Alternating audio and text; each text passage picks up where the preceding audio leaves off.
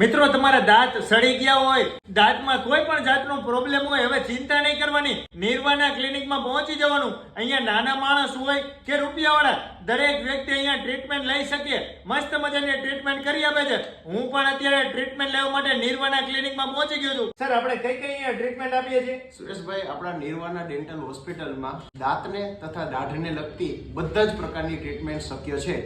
Root canal કરાવવાની હોય, સાવ દાંત ના હોય તો ઇમ્પ્લાન્ટ દ્વારા 3 જ દિવસમાં સ્ક્રૂ વાળા ફિક્સ દાંત શક્ય છે. દાંત સડી ગયા હોય, આગળના દાંત ભાંગી ગયા હોય, વાંકા ચૂકા દાંત હોય તો બ્રેસીસ દ્વારા દાંતને સીધા કરવાની સારવાર પણ શક્ય છે. દાંત જનરલી ખર્ચાળ પ્રક્રિયા છે.